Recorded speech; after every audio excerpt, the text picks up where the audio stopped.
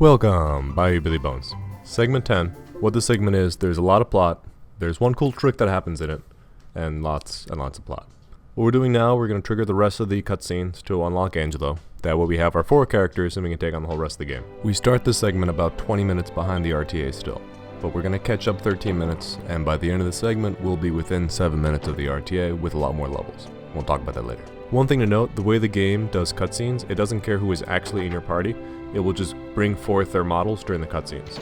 So there is a way it is possible to just have Hero and just go through the entire game as Hero, to go into this cutscene just as Hero. You do the skip at the beginning, then you go get a ridiculous number of levels. Then you go over to the other continent and you run the plot all the way through the Argon Lizard. As soon as you've defeated the Argon Lizard, that will respawn NPCs all over the world, and it respawns everyone over here in Simpleton and everybody at the Abbey, so you can do all the Angelo cutscenes, and as soon as you do that, you get your entire party at once. The problem for us though, first of all, that takes a lot of levels, because Hero on his own is not very tough. He has to be a huge, giant number of levels in order to take out the Great Argon Lizard. Also, you will never get the Alchemy Pot, and you will get stuck because you have not yet opened up the Tower of Alexandria, so you can't get through that barrier because you haven't unlocked it with bangers yet. Now, it might be possible to actually use the barrier skip to get past that. So if you've already seen, there's a number of ways to menu cycle and to get either out of bounds or go over a trigger. Now, if you're looking at the Tower of Alexandria, there is a trigger at the opening area. So what I think might be possible, I haven't tried it out yet, but again, this would be just a task only thing, because I do not think it would really save you time in a segmented run, or especially not in an RTA. What you would then do is go into the Tower of Alexandria area, then turn around, menu cycle until you've gotten over the switch that then brings you out of the Tower of Alexandria area. And as soon as you do that, you should then hopefully be out of bounds. You'll fall through the map, and then you can move yourself around and then fall through the map so you can get past that barrier. I haven't played around with it. It would be the first thing I would explore if I was working on a task of this. I would say, you know what, that's our big problem right now. That's a way to skip all these characters' cutscenes. So let's try to find a way to get past that barrier so we can get into the Tower of Alexandria without having bangers unlocking it. So if anybody was looking to improve the tasks of the game, that would be probably the first thing I'd check out. Is there a way to get past that barrier at the Tower of Alexandria? Could you menu cycle out of bounds, fall through the map, and then go behind the door? Keep falling through the map until you're over an area that's past that door, so you can then continue that way. And if you find a way to get past that in the back end, then what are you going to do? Do the opening skip, get a bunch of levels, go take out the Argon Lizard to all that plot, then go over here, go straight to Simpleton, you say, hey, there's Angelo. You'll start the plot, you'll go through all this plot stuff here, and then you'll have not only Angelo unlocked, but your entire party in one shot. So you won't have to go through all the cutscenes to do all the geyser stuff and have to do all the Jessica stuff and all that cutscene stuff. Downside, you don't get an alchemy pot, but the task doesn't even use that anyway. If you then unlock Angelo, as you go through all these cutscenes, even though the characters aren't in your party, they'll just appear for the cutscene. And then after the cutscene's over, they're not in your party. So when the game does cutscenes, it doesn't care who's in your party, it just brings forth the character models, puts them in there. But it does check what the character is wearing, which is kind of strange. So for instance, when doing these cutscenes before, having not unlocked Jessica, just routing out the game, planning out how the game was going to work with that opening skip, at the time I was just going to go straight here and forget all Jessica stuff. So I was doing all these cutscenes with no Jessica, and she would just magically appear during the cutscenes, and she wouldn't come back in the party. But here we have Jessica, and she has a different outfit than she has originally, so the game checks that because it changes your appearance depending what outfit you're wearing. And during these cutscenes, Jessica is then wearing the dancer's costume. So kind of strange the way the game handles cutscenes. It knows to check as far as what your character's wearing, but it will still do the cutscene even if the person's not in your party, and it won't put them back in your party afterwards. So good news, it doesn't crash the game. Bad news, it doesn't give you those characters. So we couldn't really use the cutscenes for unlocking things. We had to go to the actual flag, or the sleeping trick that we managed to pull off for Yangus back in the earlier segment. Then we hit our ding, so we're getting back in our alchemy pot. So the snakeskin whip is now ready. You can't put things in the alchemy pot while they're equipped, so we gotta make sure we go through our inventory and unequip things. That way they're ready to put in the alchemy pot. So we just did scale shield and Jessica's whip to make the snakeskin whip. It sells for lots, also it's a powerful whip. Now we're gonna take the bunny tail and Jessica's headband, put those together. That will give us the bunny ears. Pretty cool hat for Jessica. Has pretty good stats, and we can always sell it. Even though Mila Abbey is closer location-wise, actually faster to go to Simpleton and run from there with the Saber Cat than it is to go from Mila Abbey. The way it gives you the zoom, it puts you to the opposite end of Mila Abbey for the zoom. So then you have to run through Mila Abbey, run out of Mila Abbey, and then you're finally right there where you would be. So because there's 2 screen transitions, you have to get into Mila Abbey, you have to get out of Mila Abbey. It takes longer just time-wise to do that, even though physically it's closer. Now as you're running to the ruined Abbey, you have to be very careful about the guy right here. He has a big wide zone So if you were just half a step to the left, even though we wouldn't touch him, we still get sucked into his battle somehow. So you have to be sure you're right against the wall when you go past him. Now we know that diagonal saber-cat running is faster than regular saber-cat running. The problem is, to do this trick, I'm using an arcade stick. It's just a lot easier for me to do frame perfect tricks with an arcade stick than a controller. Yeah, no, arcade rat. So, because I'm using an arcade stick, it's very difficult to move diagonally with the saber-cat with an arcade stick. You can kind of do it on a controller if you're fixing it all the time. It's really impossible on an arcade stick. You can do diagonal running fairly well because you just use that button to change the camera, but that button to change the camera is even slower than the stick to change the camera, so you really have no shot at diagonal running the saber-cat with an arcade stick. Now once we're in Ruin Abbey, good news, we're already at high enough level that we will get no encounters all the way through here. Those 2 liquid metal slimes did their job, and it's a big step up in difficulty here going through Ruined Abbey, so it takes a lot of levels to be at a high enough level where we get no encounters. Were we just mining metal slimes, we would have to kill, wasn't sure, 8 or 9, I figured that's what it was. Only detour, we'll hop to the right, we're going to grab the nail. We're going to take that nail, we can use that nail with the boomerang to make the reinforced boomerang. Strong item, for our purposes, it's really just for sell. It's 800 something gold, and we're going to be running out of gold really quickly. So we're alchemizing strong items, and we're alchemizing stuff for gold. Now we're going to do, you take 2 little steps over there, you get about 2 steps away from that corner, you menu cycle. I have a whole video on it if you want to check it out about the tortured soul skip. Menu cycle enough, next thing you know you're out and you can run away. It's not a difficult fight for us, we are at a high level right now, but it just takes quite a bit of time. He's still at a high enough level that we have to psych everybody to 50 and then attack him, and he might summon some of his friends, and it just takes a little while to get rid of him. Also he talks, and also there's a scene at the end. And all you get from him is 1/9, I believe, I did the math, 1/9 or so, the experience you would get from a liquid metal slime, and we don't need that experience right now. And a little bit of gold, and yeah, we need gold, but we don't need gold that much. There's some things we can pick up in Baccarat if we get stuck that are worth quite a lot. His gold is just a couple hundred. And here we're just doing straight plot stuff for the whole rest of the segment. Once we get that skip done, there's nothing to worry about in the segment, it's just plot stuff. But as always in this game, every time you're locking a character, there's a ton of scenes about them. We can't use the alchemy pot at all through all this, we have to wait until the very end. So any dings you hear, well, who cares? It doesn't matter, we can't get at the alchemy pot till we're all out of here. So a pretty short little dungeon. There are some little pathways where you go downstairs and through the back and stuff, but it's a pretty straight shot. You just go straight, you're right there. Then once the dungeon's over, you go through the secret passageway and then you wind up behind this building here. Also, if you're collecting mini medals, the 2 barrels behind this building, one of them has a mini medal. So if you're missing one, that might be the one you're missing. It's pretty easy to miss because you never really have a reason to come back here after you've done this cutscene. Then you run up here and you save the abbot as many times as you can. For speedrun, we just want to save him once, but for casual playthrough, feel free to save him as many as one time. For those keeping track, that's to do with the scepter. So if somebody dies, you might want to note that, because people's scepters dying is something you gotta keep track of. There's a fetch quest. Spoiler alert, there's a fetch quest. So you go in the first time, you save him. You're not gonna be so lucky the next time. And again, cutscene. If you're playing the game casually, best strategy for Tortured Soul, I know a lot of people have trouble with him. If you only kill one of his friends, he will not summon anymore. If you kill both, then he'll summon more. But if you just kill one, he'll keep that one out and he'll never summon anymore. So you kill the strong one, you leave the weak one, and then you just beat up on him. And it's a shame that we're going through all this so quickly because Marcello really has one of the more interesting stories, especially his backstory with him and Angelo. You get a lot of detail for that, especially if you stay at that church on your way to pick him. And again, this is the only time you'll see Jessica in the dancer's costume for these cutscenes, because typically you only have 2 costumes available to you, the normal Jessica outfit or the Jessica clothes, which is what she wears when you first meet her in the Tower of Alexandria. Now Angelo, since we're going to be unlocking Angelo, gets to the question of what do you do with Angelo? How is Angelo useful to you? Well, when he gets enough levels, when he's 30 or so, he's pretty useful, he's a good healer, he can buff and heal quite well. Until then, he basically casts zoom and gets hit by stuff. So his points, we're going to try to get him oomph as much as possible so we can start doing buff stuff, and eventually he'll get healed just naturally. Because Angelo is the character, most people consider him the most useless character. His main job is to buff and heal. Jessica does damage, Hero can tank and heal, Yangus can tank and damage, and Angelo's just, yeah, I mean, oomph, I guess. I mean, oomp's cool, it's a good attack. The problem is by the time you unlock him, you start getting into bosses, and all the late game bosses do Wave of Ice all the time. So you cast oomph, and then you get a Wave of Ice, and it's like, well, that was a wasted turn.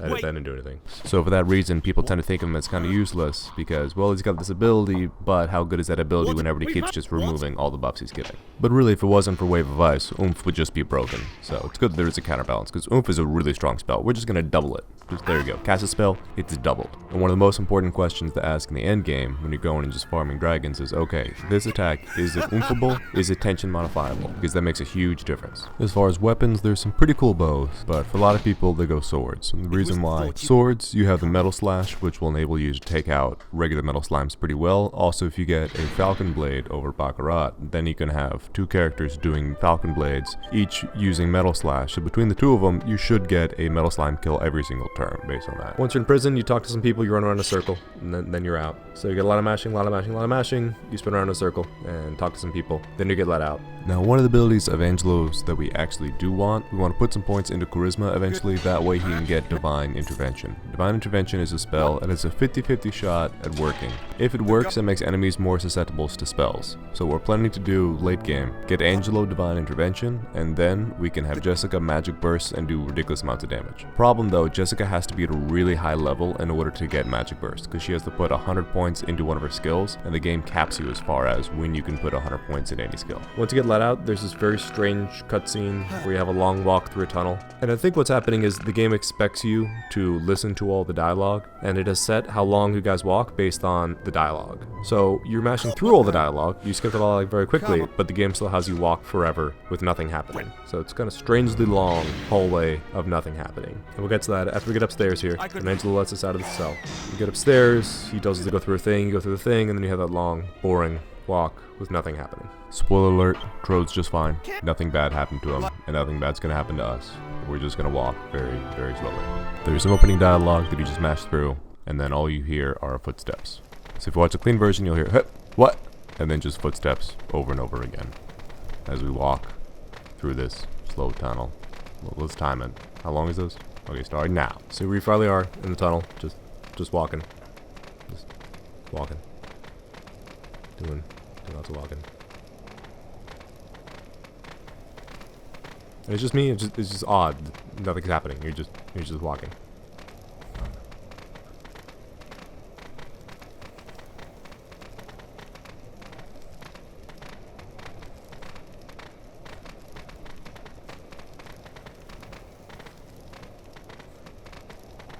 Nothing has happened yet. Nothing. There's no dialogue. Nothing. We've just been walking. Finally. Oh, good God, there's dialogue. Okay.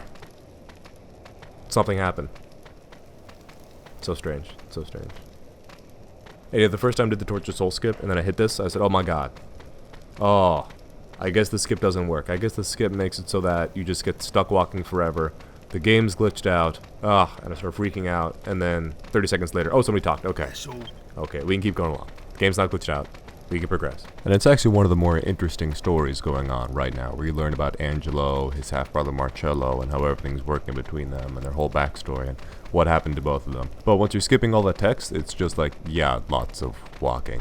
And the text boxes really aren't even that long, so it's strange that you get that much talking. But anyway, because they had the characters walk in real time, how long the trip would take, and that's how long the trip takes, no matter what. You can't speed it up. If somebody finds a way to skip that cutscene, or to speed up that walking, that would be even more useful than skipping the entire boss that we skip. For those timing at home, from when you walk into the Iron Maiden until you wind up in that barn, that's 2 minutes and 20 seconds, most of which is spent just silently walking. And you come to find out that Medea's fine. One interesting thing going on in this game is always, wait, where's Medea during this whole thing? Because she winds up in all sorts of weird, crazy places in advance of the plot. Wait, all of a sudden she's in a barn. Wait, all of a sudden she's over here. So for instance, when you start in Fairbury, she and Trode are just sleeping outside having a good time. Once you get down to Pickham, all of a sudden she gets stolen and you have to go pick her up from Red. That whole interesting cutscene we go all the way through. You learn more about Yangis's backstory, his relationship in Red, and other things they're going to build on even more in the 3DS remake that's going to be coming out. Which we probably won't get because America, yeah,